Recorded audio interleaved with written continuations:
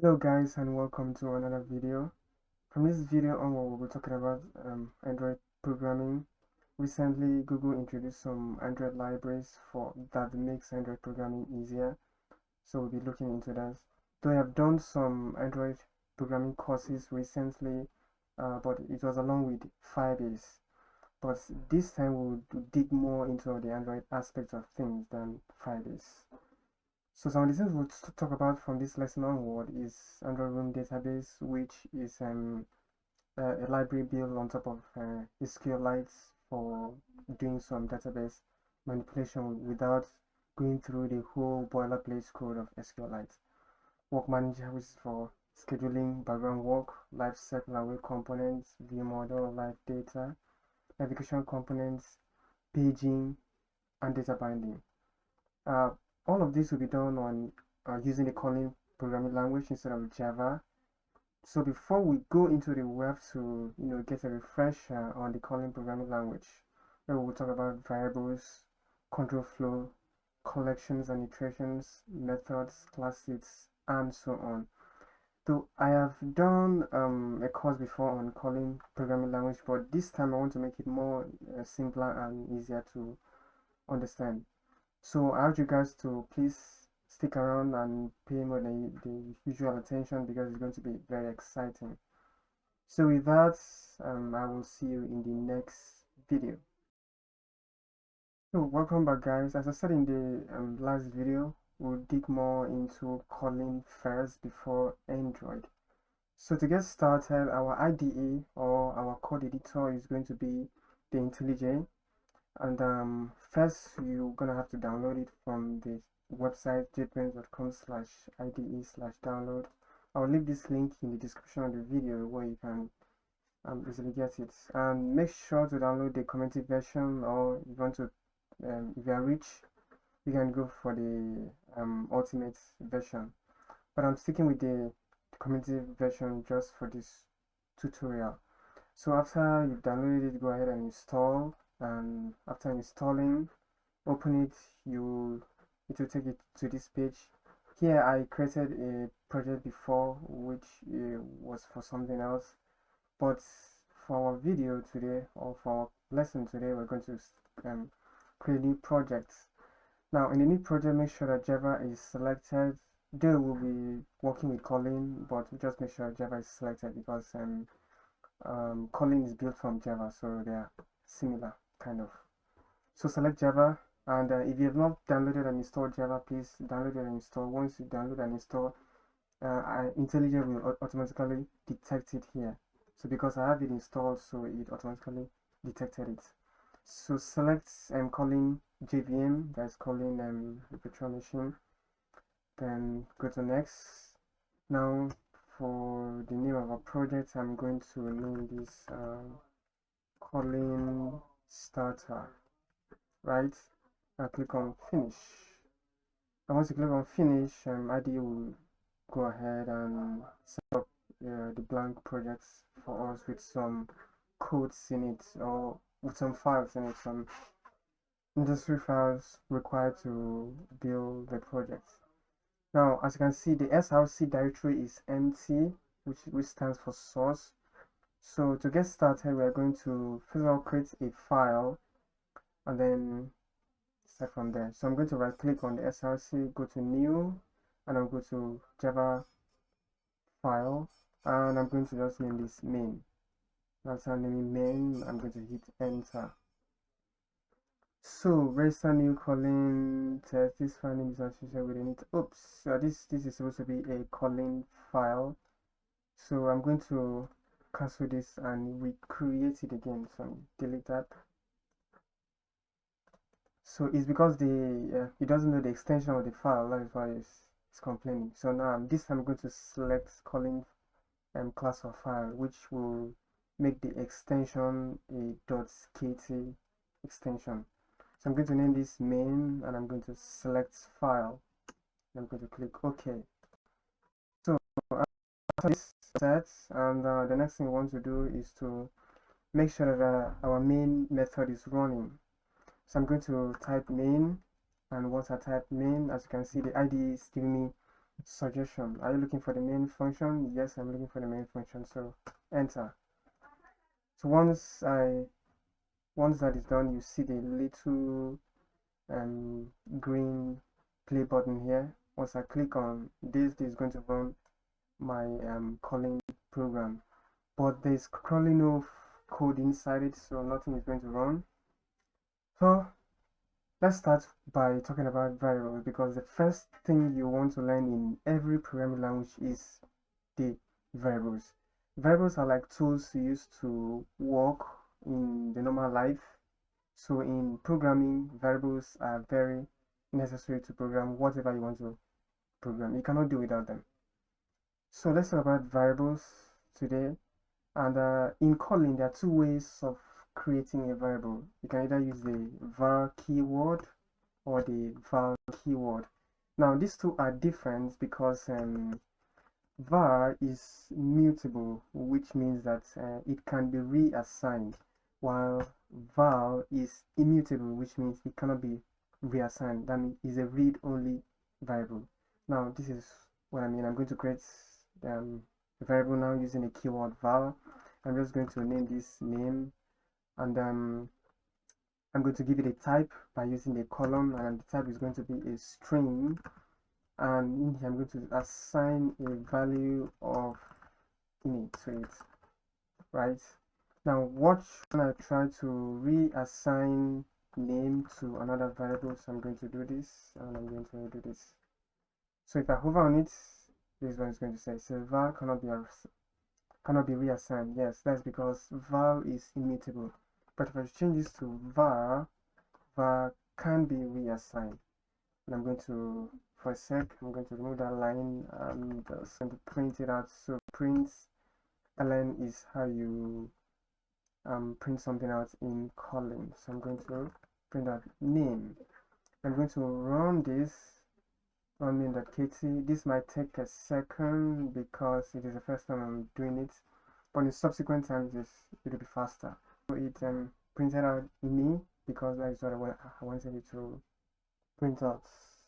Now the next thing we're going to look at is the val keyword, which is the read only about. Yeah.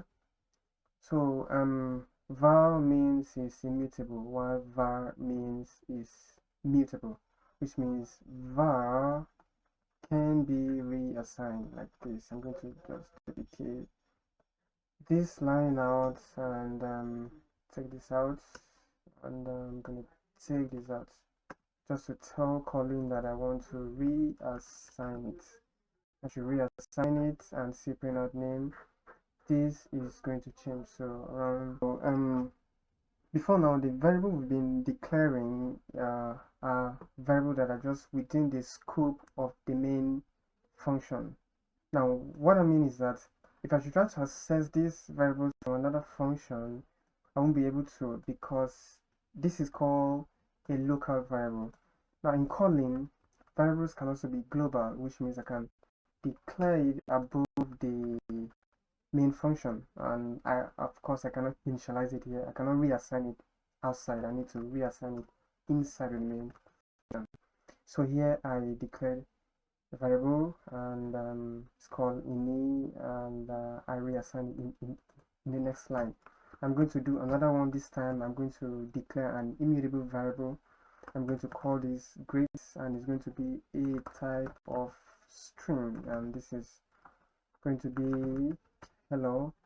So here I'm not going to reassign this again, but I'll just print out both of them. So I'm going to print out get this line. I'm going to print out first ini, and I'm going to print out grades. So you can have multiple print statements in the main function, it doesn't matter. I'm going to run this by clicking on this play button, and let's see the output. Okay, so it says ini hello, and it's supposed to be hello ini, so this is supposed to go in this order, and as you know, this is going to print out hello ini. So as you know, as I told you earlier, you cannot reassign val because it is immutable.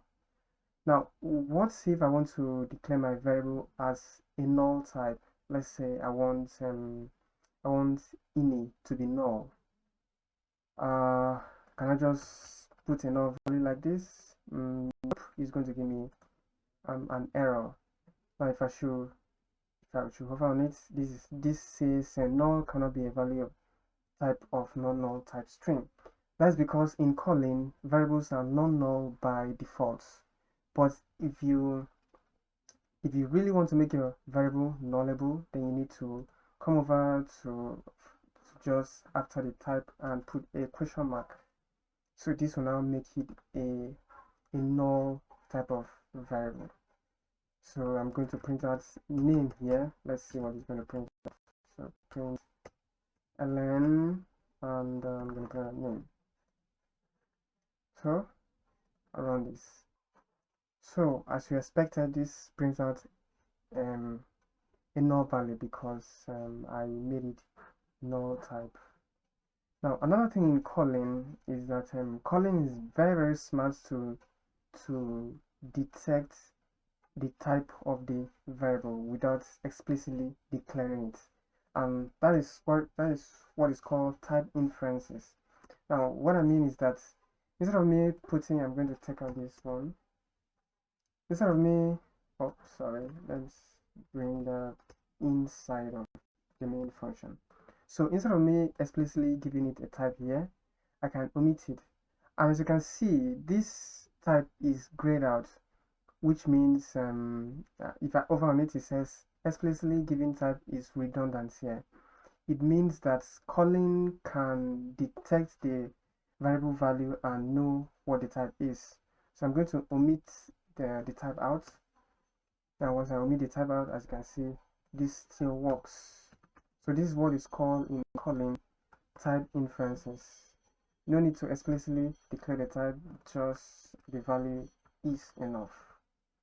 So I'm going to print this out. Print hello new. No, okay, yeah. So it prints it out. And what if I still want to make a null type variable? I can still do that. I don't have to put a question mark after the type because there is no type. It prints out a null value. Now there are other data types in Kotlin apart from just string. We have float, we have double, we have int, and so on. So I'm going to create them now. So I'm going to use the var keyword var. And I'm going to call this a float because it's going to be a float. I'm going to explicitly give it a type of float, and it's going to be 1.2f. And I'm going to create another one. This is going to be a double, so I'm going to name this a double. Double. This is going to be a type of double, and it's going to be 8.8. Oops, sorry, that was a string. So 8.8, and I'm going to create another one, val, and this is going to be for a string, as we've already done this before, but I just want to get all of them out for you to understand. So this is a string. The next one we want to look at is an int. So I'm going to say val. This is going to be an int, and it's going to be an int.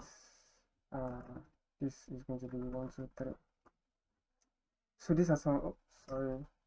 These are some of the variables types in Kotlin, and I'm going to print all of them out. So I'm going to print ln here. The first one I'm going to print will be the double. I'm going to duplicate it. So I'm going to print out floats. I'm going to print out string. I'm going to print out the int. So just to say, as you can see, the type is still grayed out because I'm explicitly giving it a type which is redundant. So I can just take this out and it's still gonna work. Oops, sorry, also I'm gonna take this out also. So I'll print all of them out. So these are the results. So thank you guys for watching. I will see you in the next video. There are times in computer programming where you have to print out a function or do something based on a certain condition, and that is where control flows comes in. Now in Kotlin, there is a control flow called if. So if a certain condition is true, do this, else do that. So I'm going to show you how to do that. So we're going to create a variable, and this is going to be called name, and by default is going to be null. Now I'm going to check if the name is null. Then if it is null, then do something. If it isn't, then do another thing. So I'm going to check, write if, and this is how you write it. The if word, and then the opening and closing parentheses, which is where the expression is expected. Then an opening and closing curly brace, which is where you write what you want it to execute if the condition is met. So I'm going to say if the name is not equal to null, is not equal to null, I want it to print out something. Print ln. I want it to print out hello there. Else, there is always the else clause, but it's not mandatory that you must put the else clause. But just in case the condition wasn't met, it's going to execute what's in the else clause. So I'm going to put else print just hello. So it's going to check, is the name equal to null? Sorry, is the name not equal to null? This is not equal to. So is the name not equal to null? The name is equal to null. So this is going to print out.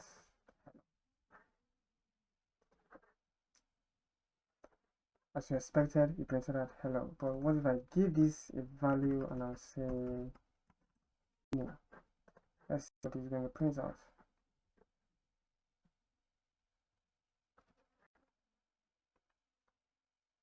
So it printed out hello there because the name is not null. So, but if I want to check if it's equal to null, write this like this, equal to null. This means equal to, and this means not equal to. And I can also compare numbers also. So I'm going to put a var, I'm going to call this a number, and this is equals to 67. I'm going to write another one here, number, this is going to become number 1, and this is going to become number 2. This is going to become number 2, and I'm going to give this a number of 0. Now I can compare which is greater. So I'll say if number 1 is greater than number 2. So if it's greater than number 2, it's just going to print out yes. Else, if it's not greater than number 2, it's going to print out a no. So let's see. It prints out yes, because number 1 is greater than number 2. And if I want to check if it's less than, I just do the opposite of greater than, which if I should run this is going to print out a no. Good, as expected. Now another control flow in Kotlin is the when statements, and this is similar to a switch statement in Java. So here I'm going to declare a variable, and this is going to check the value of the variable and run a code based on what type of the variable is. I'm going to call this name, and this is going to be equal to name. Now I'm going to use a when statement now to check for the value of name. So I'm going to say when, open and closing parentheses, and a curly brace. So when name, because I'm checking for the value of name. So if the value of name is null, I'm going to just print out print ln, and this is going to say this is null. But what if the key is that the value of name is food? Well, then I want you to print out,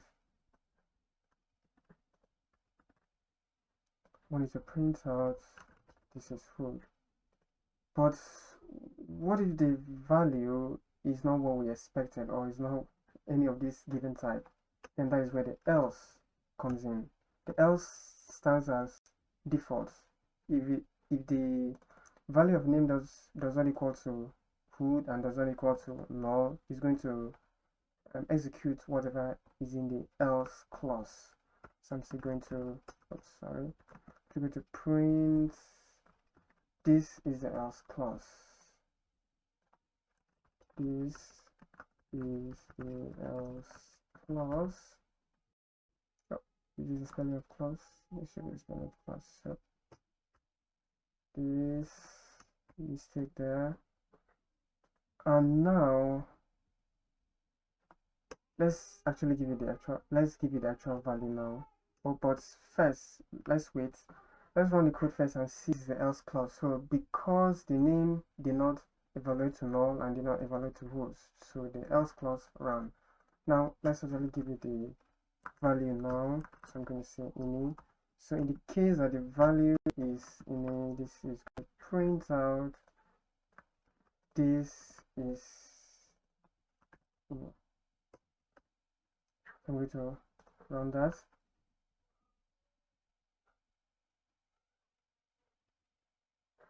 So this is in it because the value was in it. But what if I change this to a null? Let me change that to a null. And I'm going to print out.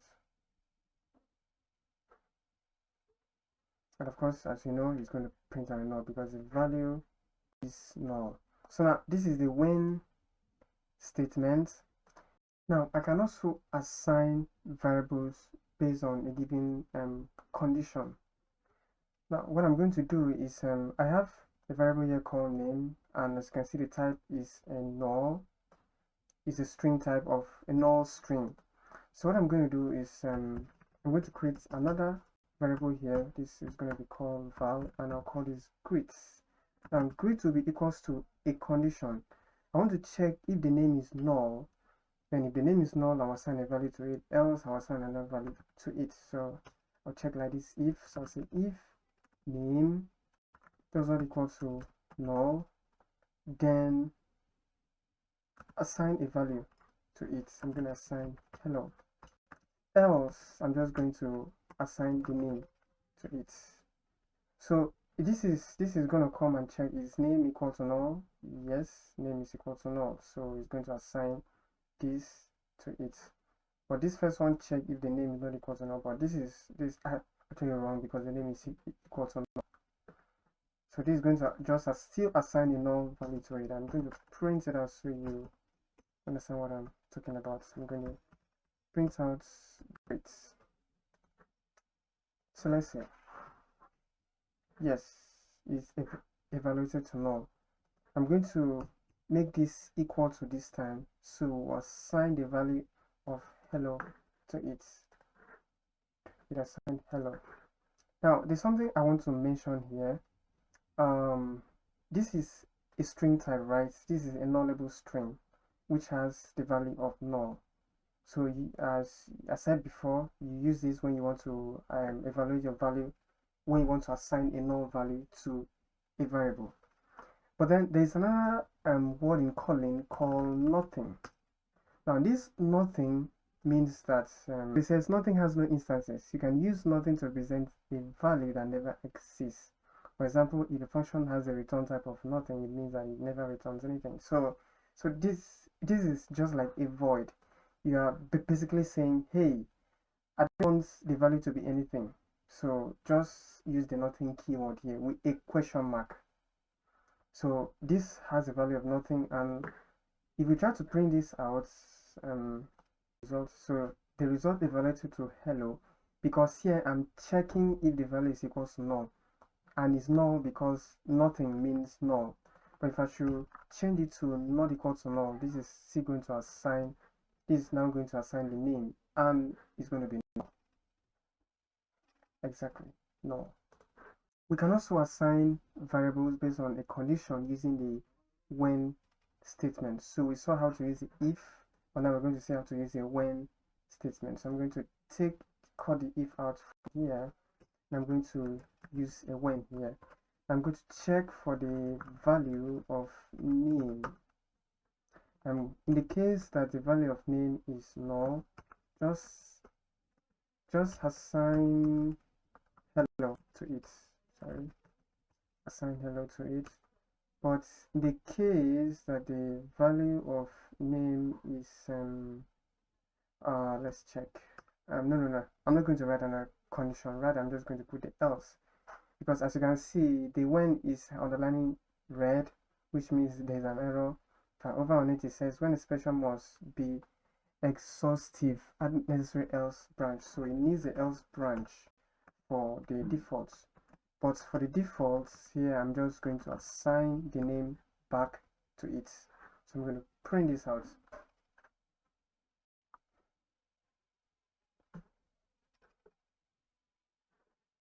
Yep, so it printed hello because the value of name was null, which is nothing.